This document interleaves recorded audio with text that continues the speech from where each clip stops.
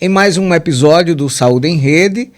Desta semana, estou aqui ao lado da doutora Luana e vamos conversar com mais duas personalidades da área da tecnologia que a doutora Luana vai apresentar 2 professores a partir de agora.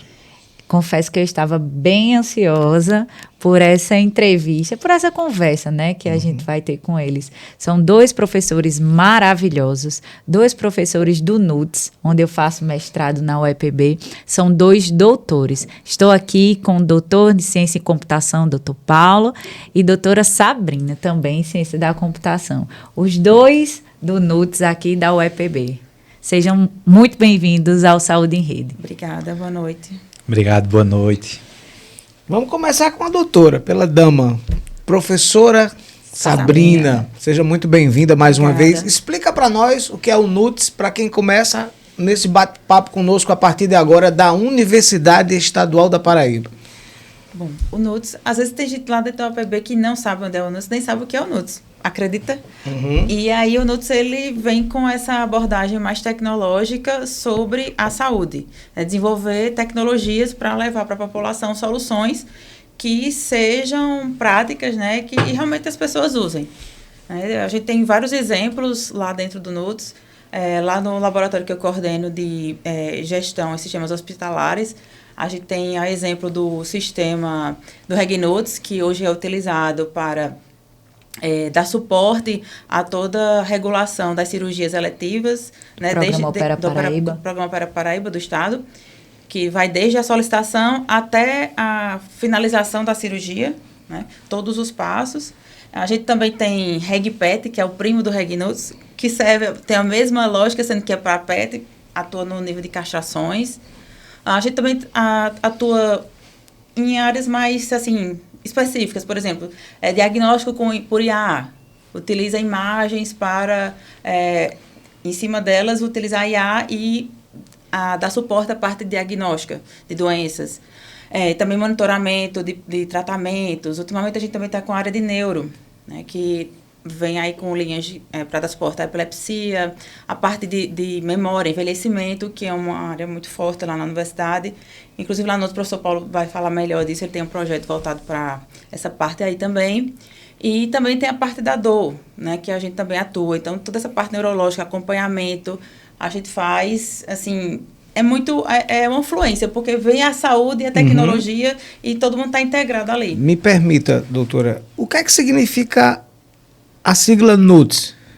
Núcleo de Tecnologias Aplicadas à Saúde. A saúde. Esse é o NUTS da Universidade Estadual da Paraíba. É um setor à parte da universidade, é anexado. Onde é que funciona aqui, fisicamente? Ele está localizado atualmente dentro do CCBS, Centro de Ciências Biológicas e Saúde. Mas... Aqui no bairro de Bodocongó. No bairro de Bodocongó, no Campus 1. Campina Grande. Mas está sendo construída uma unidade nova, logo vizinho, que é um prédio assim, gigante, a parte do centro, mas dentro da universidade ainda. Então, mas o NUTS, ele não tem CNPJ próprio, ele é da UEPB. O CNPJ do NUTS é o da UEPB. Então, esse núcleo, ele desenvolve tecnologia do ponto de vista de softwares, aplicativos e hardware também, que são os equipamentos que vocês produzem e fabricam aqui. Exatamente. Como foi o caso dos respiradores, né? Na pandemia que nós vimos, o desenvolvimento desses equipamentos mesmo são montados, desenvolvidos e confeccionados, produzidos aqui mesmo. Exatamente. Nós conta com uma fábrica que tem registro pela Anvisa, que produz esses equipamentos e distribui para o Brasil todo, né? Inclusive, no tempo, o professor Paulo chegou a distribuir também esses equipamentos pelo Brasil todo, né? Todos os estados receberam esses equipamentos aí. Né? A gente tem também a parte do 3D, né? O laboratório 3D, que tem as impressoras, tem vários tipos de 3D, que dá suporte ao planejamento cirúrgico. Lá dentro do trauma, tem uma unidade do NUTS, que dá suporte a isso aí. Por exemplo, os cirurgiões vão fazer uma cirurgia lá no crânio. Então, eles pegam toda a imagem da pessoa, tomografia, ressonância, e levam lá para o 3D, e é uma reconstrução 3D, imprime aquilo na impressora, e aquilo é usado para o biomodelo, para dar suporte ao médico fazer o planejamento da cirurgia, porque uma cirurgia dessas vezes é muito delicada, e se você fez todo aquele planejamento antes, em cima da anatomia exata do paciente, que cada um tem a sua, né? Vai demorar muito menos e vai trazer muito menos risco para o paciente, né? O professor Paulo também faz parte do NUTS, né? Do Núcleo de Tecnologia. Mas eu queria perguntar como é que vocês, né? Os dois, mais direcionado para o senhor, mas como foi que o senhor direcionou para a saúde? Como foi que você viu isso e vivenciou? Você disse, não, realmente eu vou aqui seguir na área da saúde, não só na parte de tecnologia e computação, mas eu vou fazer alguns projetos de desenvolvimento aqui na área de saúde. Teve algum convite especial ou algum projeto que o senhor já estava estudando e uma pesquisa que acendeu essa curiosidade de ir realmente para a área de saúde? Excelente pergunta, Luana. E essa resposta, ela é construída em vários momentos, né, da nossa vida. Tanto eu quanto a professora Sabrina, nós viemos de graduação e programas de pós-graduação estricto sensu em ciência da computação. Somos bacharéis em computação e fizemos doutorado em computação.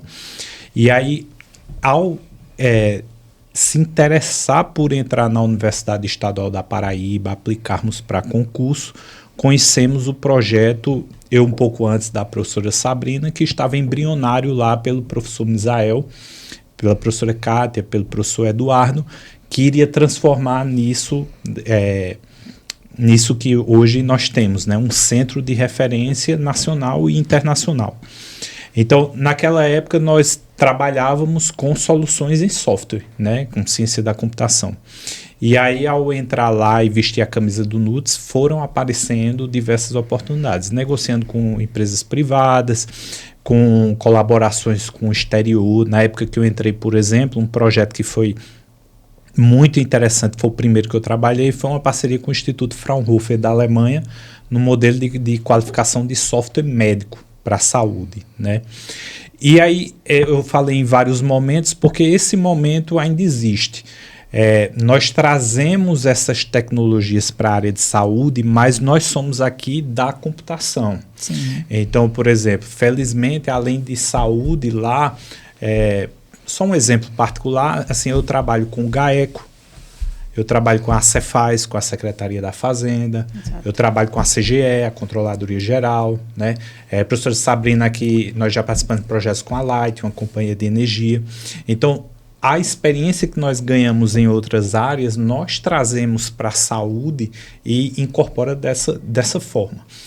A maioria das soluções que aparecem para a área de saúde, muitas vezes elas foram validadas ou inventadas em outras áreas, né? O software médico, ele é um software crítico e muita da metodologia de software crítico veio dos aviões, veio do desenvolvimento de carros, né? Da indústria nuclear, certo? Indústria de guerra. Então, isso é interdisciplinar. Nós estamos ali sempre alternando, né? Provendo esse serviço para outras áreas, porque é nosso papel também, somos professores de computação, estamos ali o tempo todo gerando para alunos, mas temos essa predileção pela saúde, que é interessantíssimo, e o nosso ambiente é muito propício para estar interagindo com profissionais de saúde brilhantes, né, que temos em nossa região, em nosso país.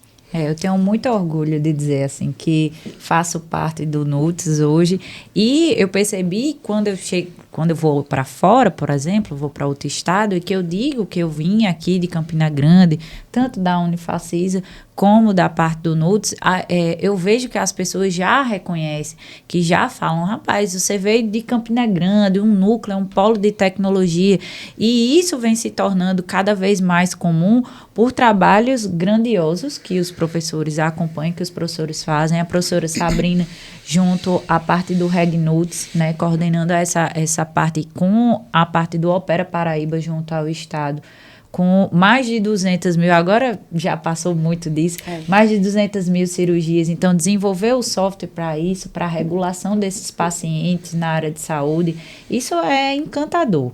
Assim, eu digo e repito que sou muito feliz hoje de ter entrado no NUTS. Eu acredito que é uma porta muito importante. Me permita uma pergunta, professora. O desafio de ter projetos que sejam... Esse é um desafio da academia como um todo, né? Mais especificamente no NUTS. Projetos que sejam verdadeiramente aplicáveis, né? Como é que vocês selecionam? Como é que é o desenvolvimento disso? Porque na cabeça de aluno, que vamos supor, ou é onde tudo começa, né? O aluno tem um sonho, tem um sonhador, ele quer desenvolver um projeto, ele pensa numa solução, ele pensa em criar seja produto, seja software. Isso. Mas como é que vocês selecionam isso para fazer com que seja verdadeiramente aplicável aquele sonho? Bom, na verdade, eu acho que é a realidade que nos escolhe. Não a gente que escolhe a realidade. A gente funciona muito sob demanda. Então, e a demanda é alta. Né? Então, por exemplo, o projeto que eu falei, da dor. Não foi eu que escolhi, porque eu quis sempre trabalhar com dor. Não, acho super interessante. Mas lá na UFPB existe a Clínica da Dor, que ela envolve todos os cursos, CCBS, fisioterapia, odontologia, psicologia. E aí a professora, coordenadora do programa, me convidou, como convidou também a professora Jéssica, que trabalha com o Paulo lá no laboratório dele, para integrarmos esse programa. Então, eu quero que você chegue e proponha um projeto que trabalhe com a parte de neurociência que eu estou trabalhando agora, aplicada à dor. Então, estava lá na minha e chegou uma demanda. E aí por exemplo, aí também tem a parte de envelhecimento, de idosos. Aí a gente vê que tem a ideia que tudo que está ao redor da gente, que a gente pode servir à comunidade, tem pessoas que são atendidas ali na Clínica da Dor toda semana. As pessoas que passam por um tratamento interdisciplinar com médico, fisioterapeuta, dentista, tudo assim. E se você quiser serviço pago, você não tem. Então, você está lá, tem aquele serviço diferenciado e eu estou ali, por que eu não vou aproveitar aquilo ali para aplicar a tecnologia? Da mesma forma com o envelhecimento. Né? A gente estou pegando carona também nos projetos de Paulo, nos pacientes dele lá, do envelhecimento, para também aplicar técnicas. Porque, assim, a pesquisa é muito interessante, eu adoro, mas eu acho que ela é melhor ainda quando ela é uma consequência da realidade, de você ter servido a população. Eu vou fazer um estudo nessa minha amostra, não vou botar essa pessoa porque não se encaixa. Não, eu vou atender aquela pessoa. Se depois se encaixar, eu boto. Se não, primeiro lugar, acho que servir aquilo ali, ter um propósito para a população, para aplicar na vida real, e depois é a pesquisa. A pesquisa vai servir para beneficiar, mas assim, nem tudo em torno da pesquisa, porque a pesquisa é uma consequência daquilo que está sendo feito. É uma demanda social que Exato. existe. Vocês vão atender a uma dor da sociedade, vamos Justamente. dizer assim. Pois não, professor? Muito interessante isso, eu concordo com as palavras da professora Sabrina. Agora, só fazendo um exercício mental de pegar esse grande cinza e tentar transformar uma parte em branco e outra em preta, separar né? as cores. Existe realmente a questão do software por demanda, da solução por demanda. Então, chega uma empresa e ela diz, eu quero esse produto. Então, a gente vai lá e faz o produto como a empresa quis. E entrega direitinho, ela diz, eu quero essa cor. A gente pensa, mas ficaria tão legal ter cor, mas a empresa quer essa cor. Exato. E a solução por demanda, certo? Por outro lado, assim, a gente pode dizer que nós temos investido muito em plataformas próprias, que não deixam de atender demandas do mercado, mas elas vão em cima de vocações que nós temos, seja na tecnologia, seja na própria saúde, né? Esse exemplo que Sabrina falou. Pessoas que já trabalham, se dedicaram muito da vida a estudar o envelhecimento, pessoas que dedicaram muito da vida a estudar inteligência artificial. E isso a gente vai numa linha de ir ampliando essas plataformas. Você tem, por exemplo, uma empresa como a Meta, por exemplo. O nome completo da Meta é Meta Platforms. O que é que ela faz? Ela lança várias plataformas e ela vai monetizando aqueles produtos dela, né? Facebook, todo dia aparece um novo usuário, né? WhatsApp, todo dia aparece um novo usuário, Instagram, e isso vai crescendo.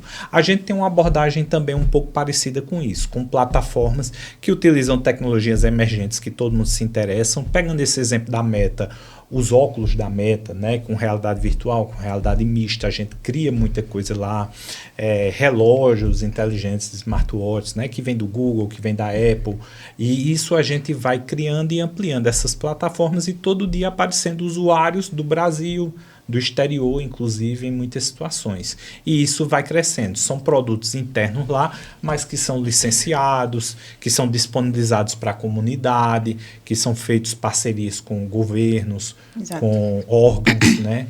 Com o Sistema S, por exemplo. Então, tem esses dois mundos. Existe por demanda, um cliente chegou, pediu, pagou, levou, né? E existe aqueles produtos que a gente vai crescendo lá, né, com a competência dos mestrandos, por exemplo, né, dos nossos alunos, e combinando com as demandas da comunidade. Quer dizer que o NUTS, ele atende o mercado fora também. Sim. Sim. Ele não sobrevive só da universidade. Não. Ele também tem um departamento comercial, vamos dizer assim. Sim. Na verdade, acho que a maior parte da renda do NUTS vem de projetos externos. Ela é uma unidade em Embrapi, né, que também tem essa veia com o governo. A Embrapi tem a parte da ECT, da Instituição de Ensino e Pesquisa, tem a parte do governo e tem a parte da empresa, da startup. Então, são 3 pilares que se juntam, cada um dá uma parte, e dependendo do porte da startup, se for menor ainda, o Sebrae ainda entra com uma parte. E, ultimamente, tem até um edital da FAPESC que ainda... Eu sei que, no final das contas... Eu vou concorrer nesse edital aí, viu? A startup só entrava com 5% do valor. Estava lendo ele ontem, inclusive. Mas, para quem está nos ouvindo agora, que seja um empreendedor, que tenha uma startup, seja outra empresa, ou está querendo desenvolver algo, que está querendo, não na parte acadêmica, mas sim, querendo a parte de contrato mesmo com o NUTS. Existe algum caminho, sem ser essa parte só do edital, ou eles podem entrar em contato já diretamente com o NUTS, porque a professora Sabrina iniciou a fala dizendo que é o mesmo CNPJ, né? Isso da UEPB. Exato. Aí existe algum setor em que tem esse atendimento com o empreendedor? Um departamento comercial, vamos dizer assim, que ele chegue direto, seja atendido e passe para vocês essa demanda? Sim, nós temos um setor lá, né, de gerência, que tem profissionais que recebem qualquer empreendedor que entre lá, que nos procure e faz o direcionamento para os laboratórios. É uma fundação, na verdade. E também temos captadores pelo Brasil todo. Tem captador em São Paulo, tem captador em Santa Catarina, de uma certa forma até no exterior.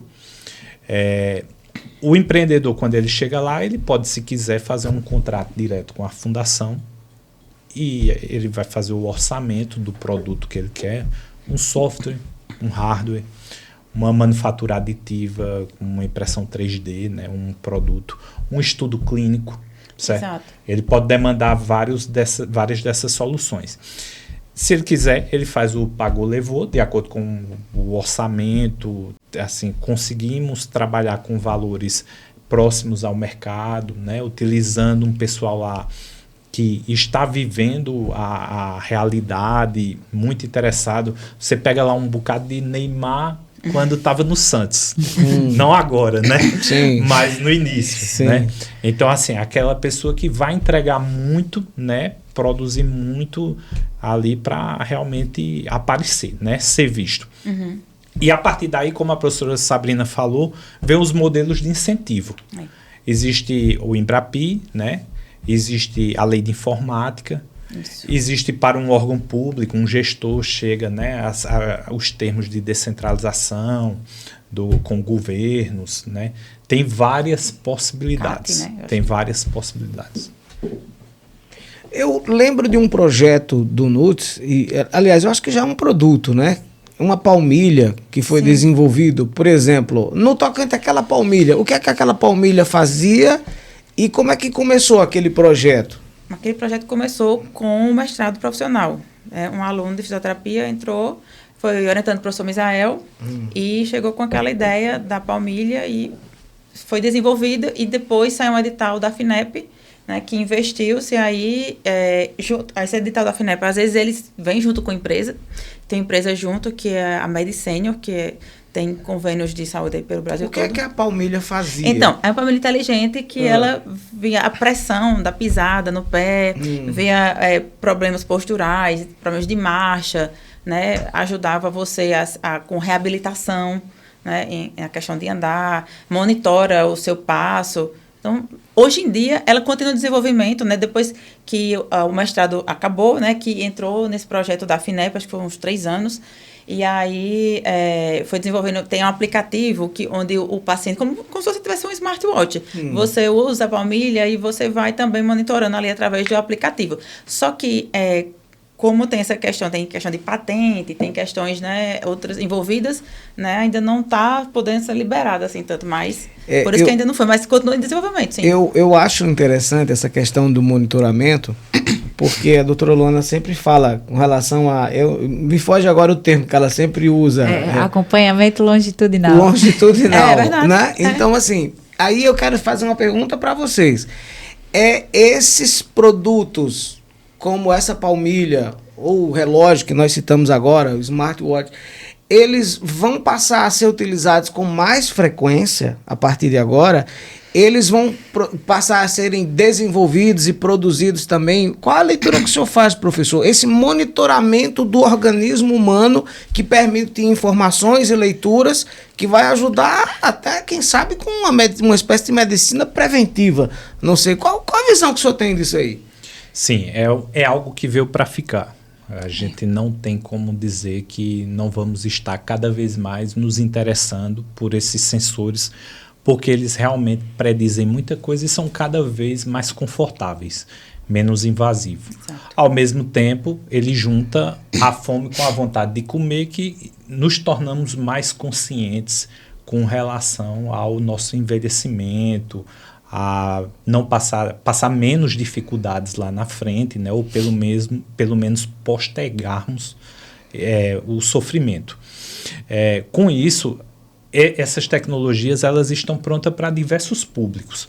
Esse acompanhamento longitudinal do envelhecimento, do curso de vida da pessoa, eles podem trazer várias predições, né, várias síndromes que nós desenvolvemos ao longo da nossa vida, a fragilidade, né, sarcopenia, que é a perda de massa muscular.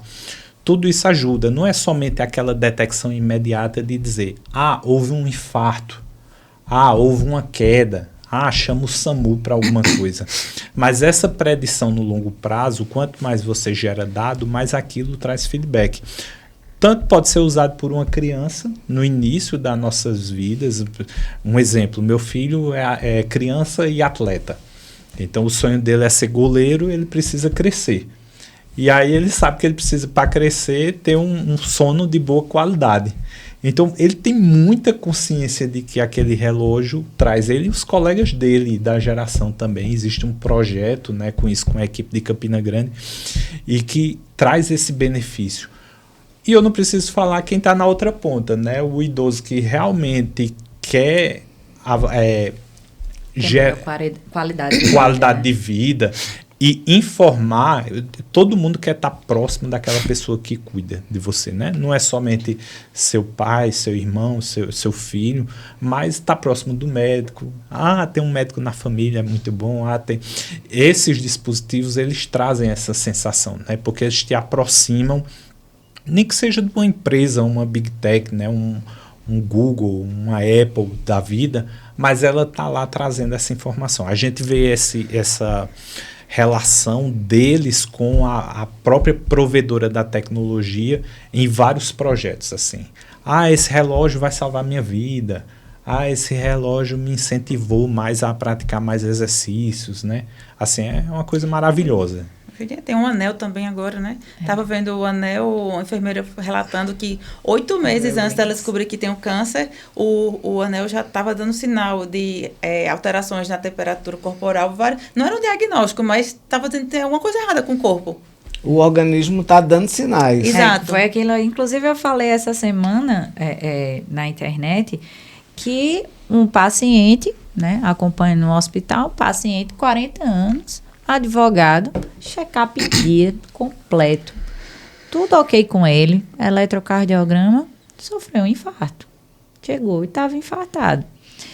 E aí, o acompanhamento desse paciente, a gente podia antes ter identificado, as pessoas esquecem que estresse é fator de risco cardiológico, o sono é fator de risco cardiológico. Então, você chega com um advogado que não está dormindo bem, mas que ele faça atividade física, porque ele era atleta. Mas ele não dormia bem e vinha passando por um longo tempo de estresse. Não foi um estressinho de um dia, 2 dias, sim, mas ao longo do tempo, anos e anos, né, ele vinha Ele empreendeu, foi abrir o escritório dele, teve alguns problemas com o sócio, então ele se estressou. Isso eu fui atrás da história, eu disse, não, eu quero saber o que é isso? Isso aí foi epigenética, foi algo que já vinha congênito e ele não sabia? Eu disse, não, ele ia para o cardiologista. Só que ele não tinha o acompanhamento, ou seja, o acompanhamento dele, como estava tudo ok, ele era atleta, ele estava fazendo anual, às vezes com 6 meses, mas não era obeso, não tinha proeminência abdominal e eu acho bacana porque assim, a gente tocou no ponto do estresse, né? E todo mundo nessa mesa tem estresse, né? A carreira médica, por exemplo, os hospitais, a gente está vendo a quantidade de profissionais de saúde hoje com burnout, né? Com problemas de depressão, síndrome do pânico. E, claro, não é privilégio só da saúde, né? Mas, assim, essas tecnologias hoje, eu queria perguntar, em nível de projeto, tem alguma coisa hoje na esteira pensando em como fazer com que essas pessoas também possam também desacelerar? Por que eu estou perguntando isso? Porque todo dia chega uma tecnologia nova dizendo que vai nos ajudar e parece que a carga de trabalho aumenta. Porque você é acelerado, né, Milton? Não, mas não sou só eu, não. Olha, o equipamento, o smartphone, chega aqui, softwares, aplicativos de mensagens. Chegar por aqui para tornar mais dinâmico, para nos ajudar a responder com mais velocidade, aí vai sobrar mais tempo. Para fazer mais coisas. Só que aí a gente passou a pegar o mesmo tempo e tentar fazer mais coisas, como a professora colocou. Não tem aquele dia que a gente... Eu já passei por isso, eu não sei vocês. Hoje eu vou me dar o direito, eu vou dormir até mais tarde. Aí você, quando começa a relaxar, e fica o sentimento de culpa batendo na porta. Ei, você vai ficar dormindo. Que você tá com burnout, você vai ficar deitado, você tem uma agenda para cumprir. Então, assim, esses são depoimentos muito comuns, né? Eu leio também um pouco sobre isso, vejo muito material no YouTube. Como é que a tecnologia pensa sobre isso? Como é que vai ser se comportar daqui para frente? Porque a gente precisa desligar um pouco, né? Professor. Tem várias questões aí, né? Várias maneiras de abordar isso. Eu vou compartilhar uma dor aqui com vocês que eu tenho visto no mercado da tecnologia, porque quando você dá o exemplo, você vê no jornalismo, né? A gente entende quanto vocês trabalham muito, os médicos, e a gente vive essa tecnologia hoje, ela trazendo muita produtividade para os programadores. Na verdade, é o principal mercado que descobriram que a IA poderia atacar e trazer uma rentabilidade, porque o mercado está cobrando isso, está cobrando rentabilidade. E você tem aí empresas fazendo investimentos, que elas chamam de CAPEX, né, de bilhões. Se eu não me engano, só esse ano, 1,5 trilhões de... Quando você soma o investimento em processadores, data centers, etc., né, das principais empresas, né, Google, Meta, Microsoft, Oracle, etc. E descobriram que o mercado, o programador, ele pode ser mais produtivo.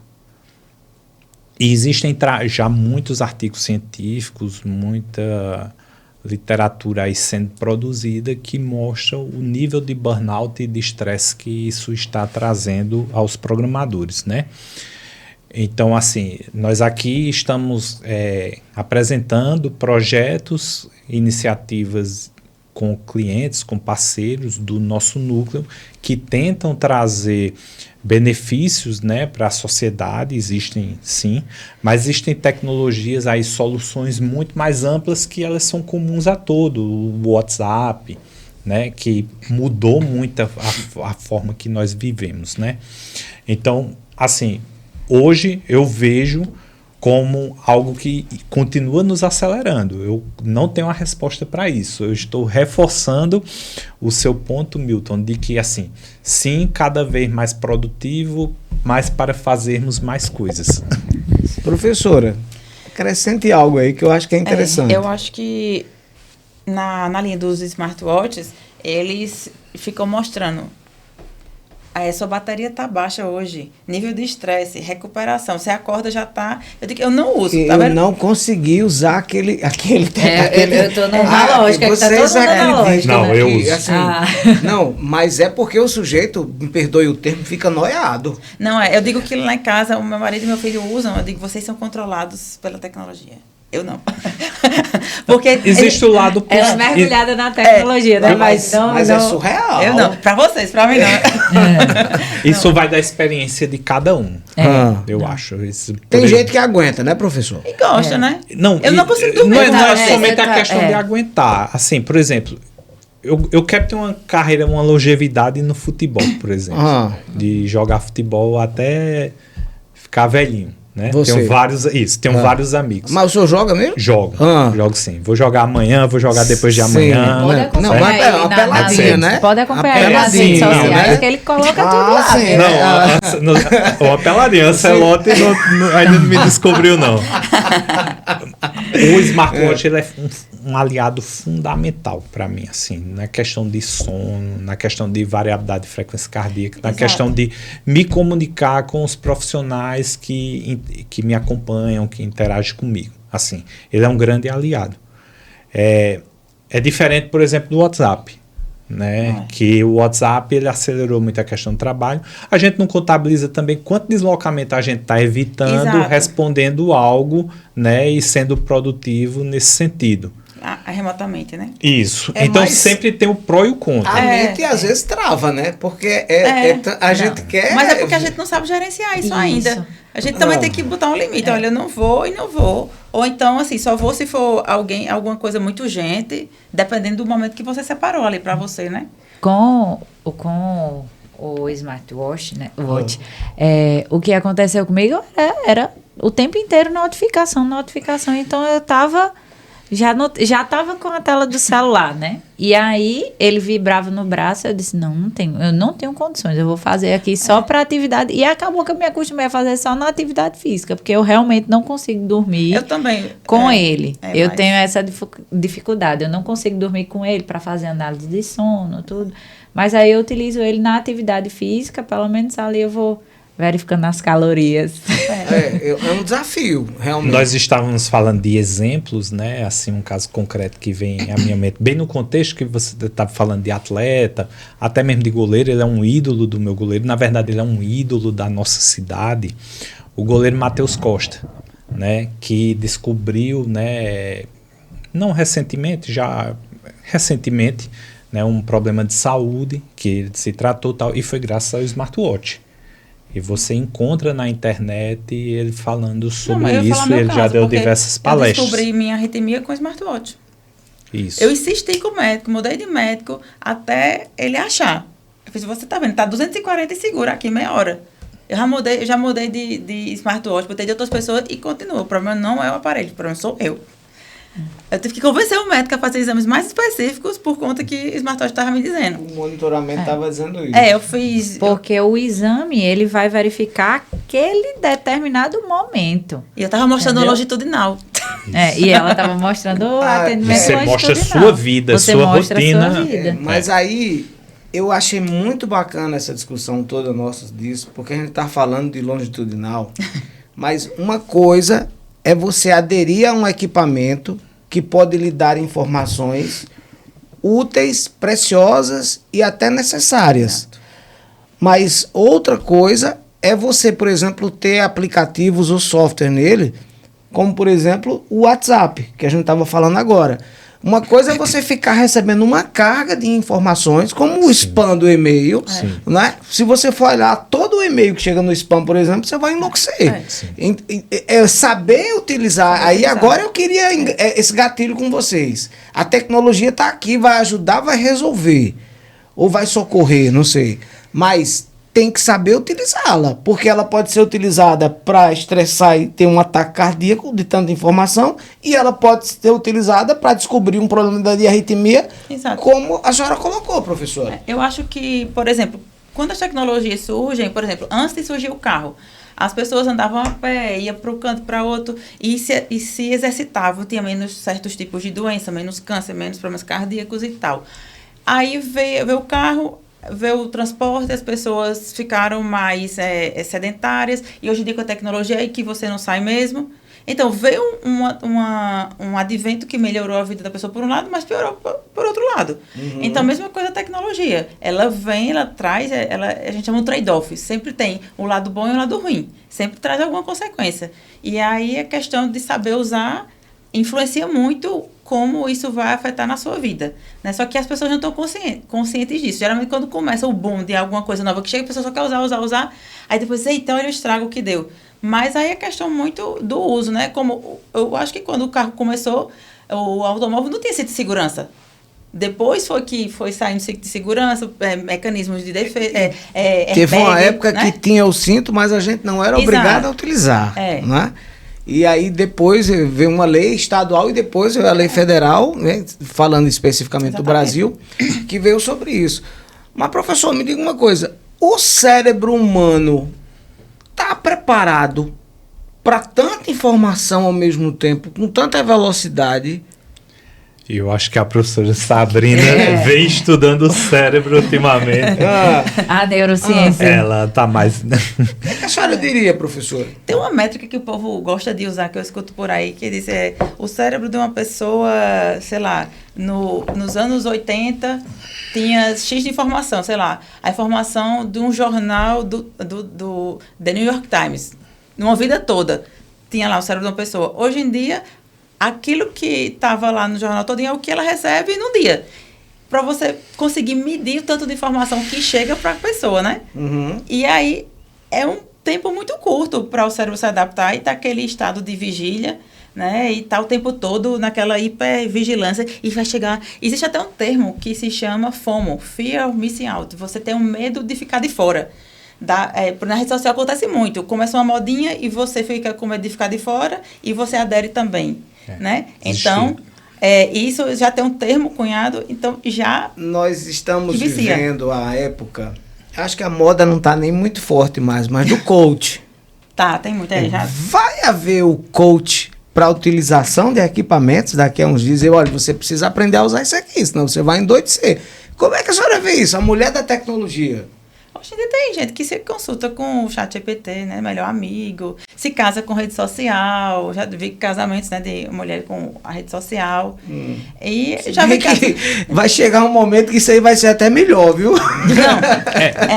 Na verdade, assim, a gente vive uma mudança de profissões, né? De ocupações. E esse papel do coach, assim, apesar de muitas vezes a gente... não levar tanto a sério. Não, mas né? Tem coaches e coaches, né? Coaches e coaches. Vamos combinar, né? Isso, aí vamos combinar assim que uma pessoa que realmente ensine as pessoas a usar as coisas da maneira certa, me parece ser uma profissão fundamental, né, daqui para frente. Um consultor de luxo. Um consultor de luxo. É porque assim, pelo menos a geração da década de 90, né, para baixo, que eu tô dizendo... Porque quem nasceu nos anos 2000 já pegou internet, já tinha computador. Enfim, eu vou dizer minha idade, não, mas eu sou da nossa geração. Eu estudo. Mas, enfim, de 90, quem nasceu na década de 90, acompanhou todo esse processo de não ter a internet. A transição, né? A transição. Então, as pessoas dessa época para frente, dessa época ainda tem uma certa dificuldade, mas para trás, para 80 e para trás, aí é que complica mesmo. Assim, existe o que a gente chama de maturidade digital. Então, o que é que está acontecendo? A tecnologia, ela está se adaptando a colocar interfaces cada vez mais fáceis de se utilizar.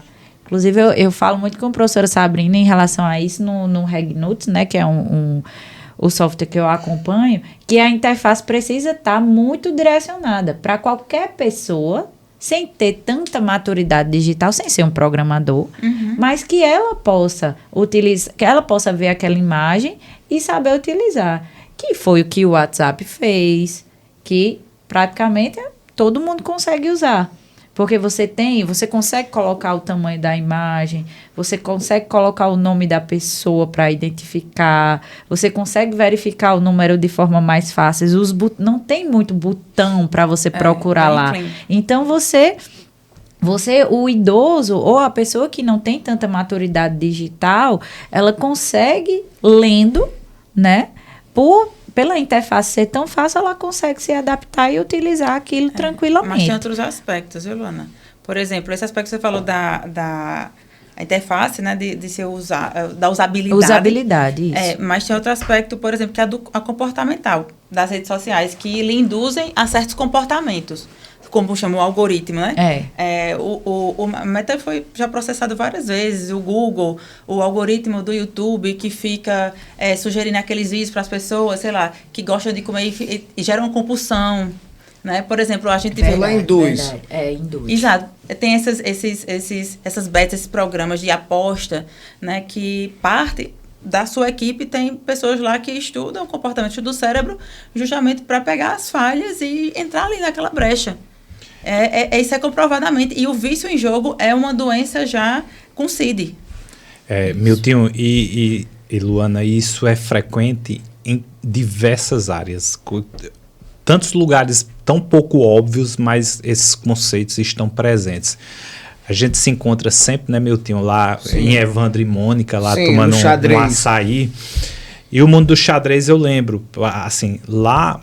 Aqui na cidade é uma exceção existir um local que as pessoas ainda vão para praticar um xadrez, né? Um clube de xadrez, e que interessante, o pessoal tá lá no campeonato. Isso quando eu era pequeno, eu vivi o xadrez aqui da cidade por várias décadas, meu pai joga, me introduziu, conheci várias pessoas, existiam clubes, eu lembro de inúmeros lugares de que meu pai me levava, que ele ia jogar nos clubes, era diário, tinha aquelas tabelas anotadas na parede e tudo mais tal. Hoje em dia está todo mundo jogando online, né? Com pessoas com vários monitores, várias telas, jogando vários campeonatos ao mesmo tempo, né? Tem, sim, o lado positivo, o nível dessas pessoas aumentou muito, quem quer evoluir, hoje tem muito acesso à informação, muito interessante, mas eu sinto falta desse ambiente, né? Do contato humano. Do contato humano, exatamente. Recentemente eu vi que a Sony vai relançar o Walkman. Tem a fitinha que passa. A fita cassete. Porque às vezes você diz, eu fico muito na tela, mas tem qual que a opção que a gente tem? explicar a doutora Luana o que é um Walkman, por favor. Eu sei o que é um Walkman. Pra gente poder continuar a nossa conversa. E denunciamos a nossa idade. A nossa geração. Mas porque a gente vamos sair da tela, mas está tudo no celular. Como é que a gente sai dele? Não tem aí você né? tá ali para sua música, aí chega uma mensagem, você já tá trabalhando de novo. Deixa eu fazer uma pergunta. Vocês ainda gostam de atendimento humano? Sim. Porque assim... Gosto de papel, imprimir, riscar. Mas tem coisas que para você resolver sem um humano é muito complicado. Tem umas que são. Não dá pra botar... E outras que são muito melhor. Não dá pra botar robô. Não, dependendo do ser humano. Robô em tudo, né? Dependendo do ser humano, é melhor que ele fique por lá mesmo. Exato. Justamente. Tem gente que diz que cachorro, bicho é melhor que gente. Às vezes eu digo, é melhor do que gente. Às vezes. Não, mesmo nós que trabalhamos com tecnologia, a gente tem uma resistência de quando está, por exemplo, num supermercado e lá no terminal passar aquilo. Eu também. A gente prefere ir no caixa lá, né, com a atendente, dar bom dia, né, passar os produtos e tal. Eu não sei, assim, eu consigo operar, tem uns que eu conheço muito bem o sistema de trás para frente, mas existe uma tendência natural de procurar o contato humano.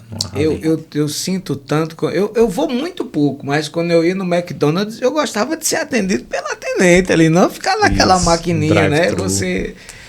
estudava tanto inglês para quando chegasse nos Estados Unidos pedir aquele McDonald's, eu ia tão feliz fazer... Você sabe que o cérebro da gente ele reage diferente quando vê uma face humana. Isso já foi medido com o EEG, quando passa várias imagens. E quando aparece uma imagem de um rosto humano, muda a vibração. Acho que essa necessidade que a gente tem mesmo, né? De interagir. Agora, eu queria tocar no outro ponto com vocês.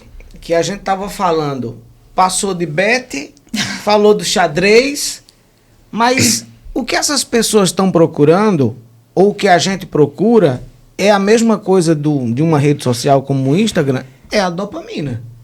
É isso que nos alimenta. Porque, por exemplo, quem procura bet não é nada a não ser a dopamina. É a mesma coisa de quem era viciado antigamente em baralho, de quem era viciado em dominó, jogo do bicho, e aí droga sintética. A gente vai sempre caminhar para a mesma coisa. A diferença é que com a tecnologia está bem mais acessível, né? Sim. Mas é carga de dopamina. Sim. É o que todo mundo está procurando, né? E como é que vocês veem isso na tecnologia? Esse exagero de dopamina no cérebro humano. Vocês da área. Professor. O senhor pode ser causador também de um problema, sim, né? Sim, na verdade. Estou desenvolvendo uma solução. Sim. Não, vai ser bacana, a gente vai desenvolver uma rede social, as pessoas vão se conectar, todo mundo vai conversar. E eu acho que eles sempre pensam dessa forma, assim, vamos fazer algo para melhorar e não para, né, assim, não todos, né, obviamente. Mas quando você está desenvolvendo uma tecnologia, como a professora Sabrina bem frisou aqui, sempre tem algo positivo e sempre tem algo negativo também. E como aquilo é muito inovador, então a gente só sabe depois que é como um testa. medicamento, quando está sendo desenvolvido. A diferença é que o medicamento tem que passar por todo aquele estudo clínico, né? Mas a tecnologia, principalmente a tecnologia, só se for uma tecnologia médica, precisa passar por um rigor semelhante. Mas quando é esse mundo de wearable, né, de vestir um negócio, um aplicativo, não passa. Quem imaginou que você assistir vídeo no YouTube ia causar uma dependência, um suicídio, mas o algoritmo está ali por trás. E aí já tem a polêmica do Discord agora, né, professor? Sim. Houve um projeto, né, falando de forma concreta de uma vivência nossa, que ele tinha bem a missão, ele passava a mensagem de dizer assim, já que eu não posso vencê-lo, vou juntar-me a eles, né? Foi um projeto com a União Europeia. Mas na política até hoje está valendo. Isso é muito praticado nas relações políticas. Então foi um projeto que nós participamos com várias instituições aqui no Brasil e da Europa. A plataforma chamava-se Ocariote e ela trazia esse interesse de trazer a parte de gamificação de jogos, né, para as crianças e para poder incentivá-las a buscar hábitos saudáveis. Então existia uma gamificação lá, né, um personagem, e que a criança praticava esportes, né, tinha uma boa alimentação, etc. Ela era estimulada lá a estar buscando essa dopamina lá no game. E tinha o smartwatch também, né? Isso, tinha a combinação. Uma pontuação. Era uma pontuação. E ele ia ganhando uma capinha, uma espadinha, ia evoluindo. E ele era bem claro de dizer isso. Isso é realmente um experimento de dizer assim, eu vou lhe trazer essa sensação. Agora, para conseguir isso... A gamificação não é novidade, né? Não. Tinha um programa do SESI, se eu não me engano, para perder peso. Sim. Que tinha uma verdadeira disputa, né? Eu não lembro o nomezinho como era, né? Eu não vou dar um Google aqui agora porque vai ser feio na hora. Mas o que a gente faz hoje em dia é tudo dar um Google, né, professor? Isso funciona em várias etapas da nossa vida. Assim, agora, como pai, assim, eu vejo que com criança é o principal aliado. Assim, tudo das crianças, pelo menos falo dos meus filhos e do ciclo social deles, se tiver gamificação, o negócio acontece. Funciona. Eles realmente gostam de estar atingindo aqueles objetivos e tal, e aí você pode ir conduzindo, deixando claro. Foi um projeto muito estudado do ponto de vista do comitê de ética, né? Mas ele muitos realmente... profissionais diferentes, né? Isso, muitos profissionais, tudo mais, tal, mas ele realmente passava essa mensagem dessa agressividade, de dizer, nós vamos te dar essa sensação, agora você precisa pontuar para isso. Eu vou perguntar sobre um projeto do senhor, que é do óculos de realidade virtual. Queria que o senhor explicasse aqui, falasse inclusive para mim, o time, que eu já conheço, sou fã do óculos, mas para explicar também para quem está nos ouvindo, o óculos de realidade virtual que está sendo feito não, né? Já é um projeto do NUTS e com coordenação aí do professor Paulo. Sim, como eu falei, o NUTS ele entrega produtos novos de hardware, né, protótipos, Mas o nosso laboratório, o Laboratório de Computação Biomédica, ele foca muito em software. Então, a gente se concentra em realmente entender os produtos que estão no mercado, todas essas tecnologias que nós estamos falando aí, tecnologia da Meta, tecnologia do Google, e como fazermos coisas interessantes com isso. Então, utilizamos óculos, assim como smartwatches, né, que estão no mercado. Tem vários modelos de óculos e a gente sabe que a Meta vem se destacando muito com isso, né? Inclusive junto com o Ray-Ban, né? Entregando vários produtos aí. Então temos várias soluções lá com óculos que a gente chama de realidade virtual e a realidade mista também, que mistura a realidade. Então tem solução de jogos, essa parte de gamificação para você estimular o cognitivo do idoso, de pessoas em reabilitação, com tarefas diárias, ajeitar uma cozinha, praticar um esporte, né? Isso tudo ele traz pontuação e gera isso, entender a realidade para pessoas que tiveram um AVC, né? Buscar reabilitar. Temos um produto também para o treinamento médico de comunicar más notícias. Então, por exemplo, um paciente que vai entrar em cuidados paliativos, é uma mensagem muito triste, né, para a família, como dar essa mensagem. Então, muitas vezes eles contratam até atores, né, para poder treinar os médicos. Nós temos uma plataforma que, baseada na literatura, ela traz diversos personagens, né, diversas situações para o médico poder ficar mais competente em poder dar essa notícia, né, interagindo em ambientes virtuais. E nós temos um ambiente de realidade mista que ele pode transmitir uma cirurgia, que ele pode transmitir um ambiente de UTI, ser usado com home care, onde profissionais à distância podem se conectar e ter acesso ao ambiente, entender o que está dentro de um monitor multiparamétrico, quais são os dados ali no momento, os sinais vitais que estão chegando, dado de prontuário, fazer essa integração imersa, né, com o óculos. Do mesmo jeito que nós podemos fazer uma reunião do Google Meet, eles fazerem uma reunião imersos no ambiente lá, por exemplo, um ambiente de UTI, mesmo eles estando em locais diferentes. Isso. Esse projeto que o professor Paulo falou, eu tive o prazer de conhecer, né? Esse programa é um software em que o médico pode utilizar o óculos de realidade virtual, mas no caso é realidade mista, como ele diz, está fazendo o atendimento do paciente. O paciente está no UTI ou até mesmo num centro cirúrgico, e ele vai identificar, vai passar essa imagem que ele está vendo ali na hora, não precisa estar com uma câmerazinha, ele já vai estar com óculos, e vai identificando até mesmo prontuário. Ele olha para a tela a tela, tanto o monitor, mas a tela que tem o prontuário médico, ele olha, ele registra aquilo e passa através do software para outra pessoa distante.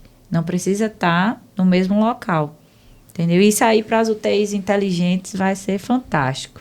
E já está em desenvolvimento, já está utilizando, professor, em algum hospital? Ele está sendo utilizado em vários hospitais, né? Tanto na região da capital, da Grande João Pessoa, como aqui na região metropolitana também de Campina, Queimadas, né? Então, João Pessoa, Santa Rita, Bahia, esse universo, e aqui também. Vários profissionais têm utilizado, né, vivido a experiência, e a gente vai melhorando com isso. Feedback muito positivo já? Sim, e também muita coisa legal para fazermos, né? Porque realmente tem um mundo de coisas a serem feitas. Essa semana mesmo nós estávamos lá no Hospital Geral de Queimadas, e os médicos de lá, né, fizemos uma conferência direta com o pessoal de João Pessoa, e muitas aprovações e também muitas recomendações que nós pensávamos, como não pensamos nisso antes, né? Ampliar. E aí volta para a equipe de desenvolvimento, um processo contínuo. Já está pronto para ser usado em muita coisa, já foi usado em muitas situações interessantes. Acompanhamento de ultrassom, né, do feto, de uma criança, um bebê numa incubadora, né, em tempo real, várias pessoas acompanhando.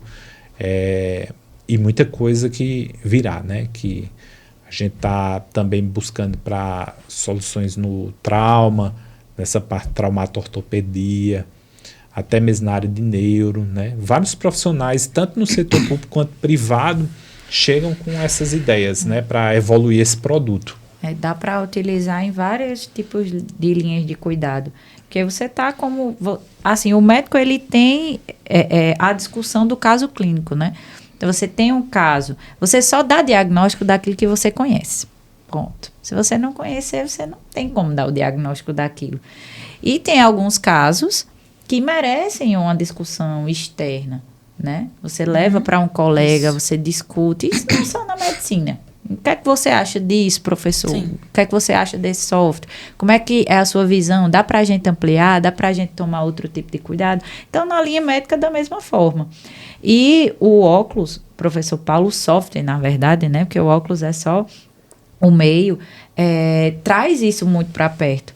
Porque outro médico pode estar fazendo o acompanhamento e vendo a mesma coisa, sem precisar estar com um computador e uma câmera, tendo a liberdade de ter as mãos livres e estar fazendo a apresentação, de acompanhar, como ele falou, fazendo os exames de ultrassom, o exame de imagem, tocando no paciente, fazendo o exame físico.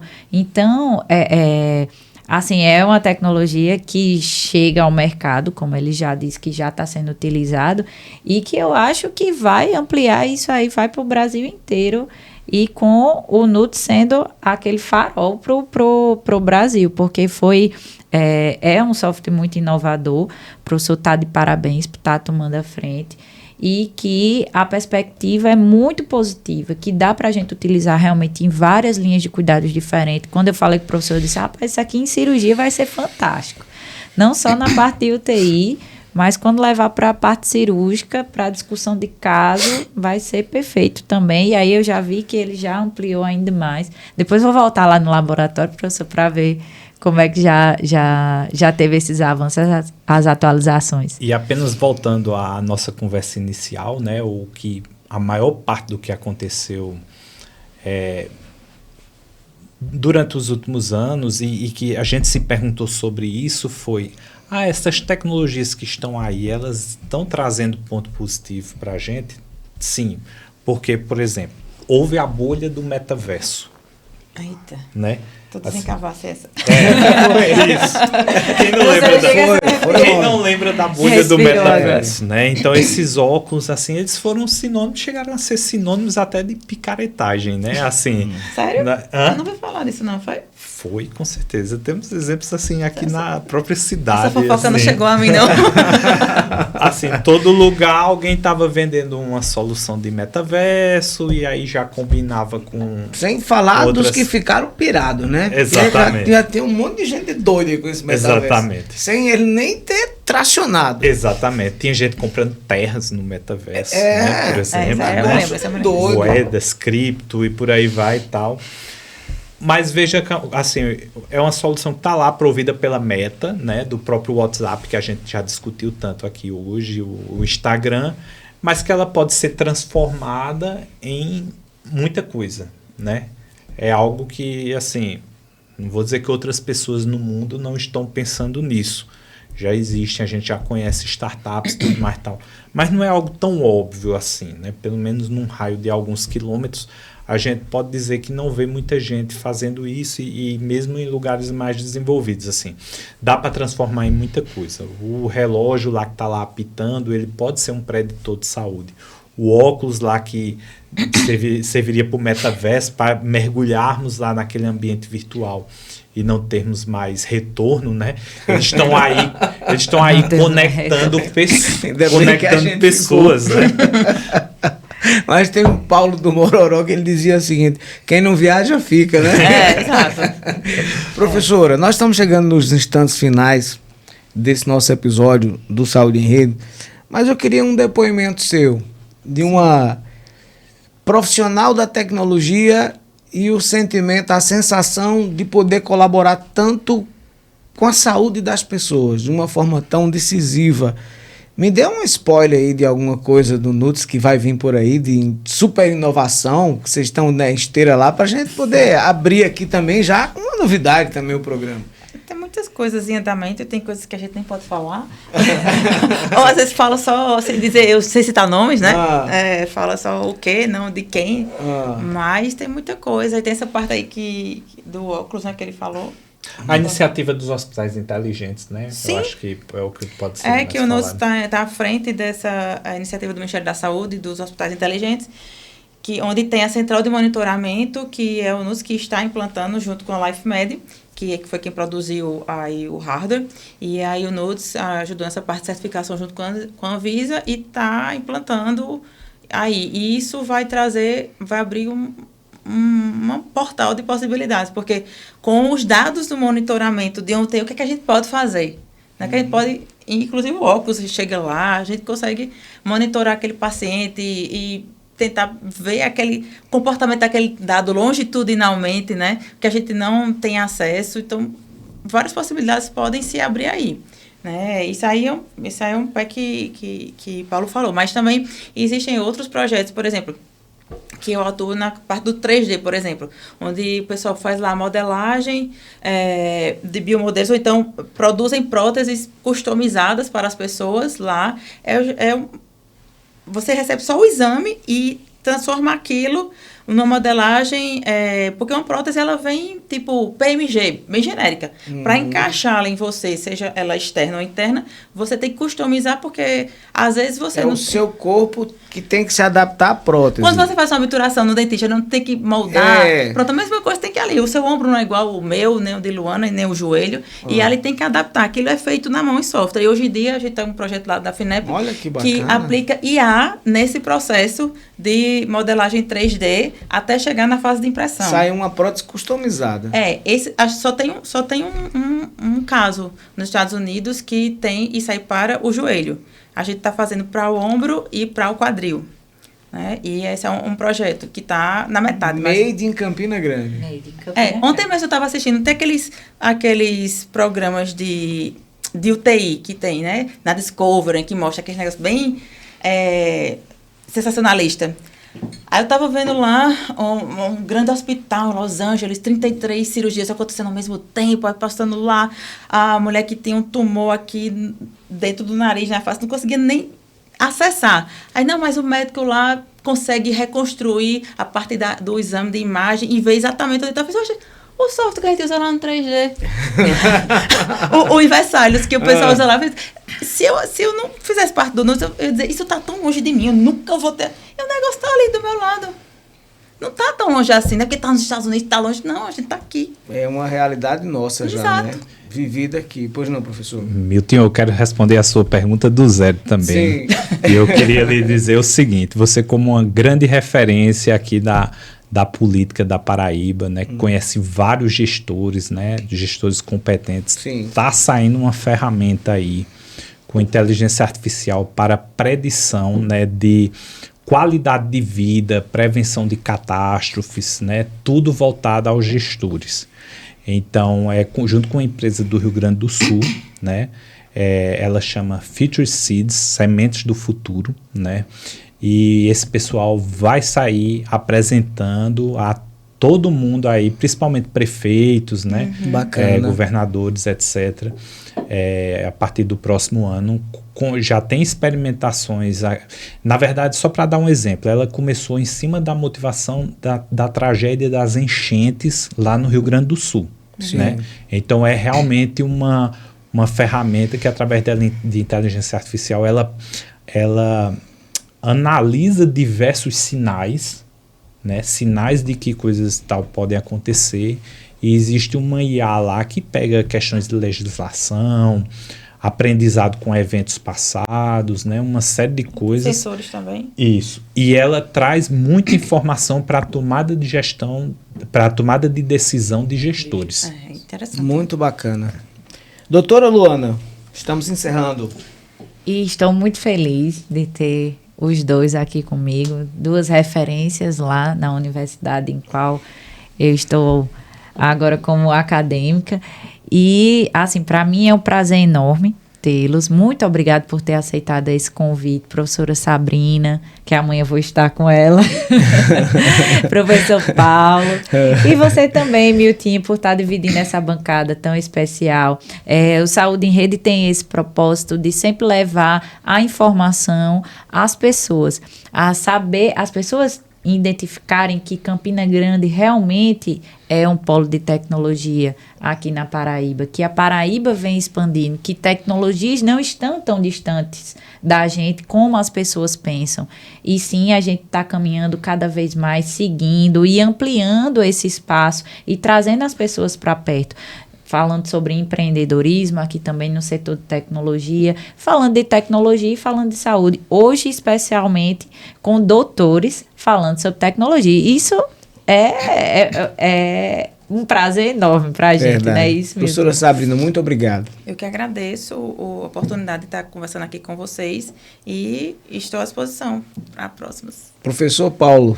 Muito obrigado pela oportunidade, uma saudação a todos os nossos ouvintes.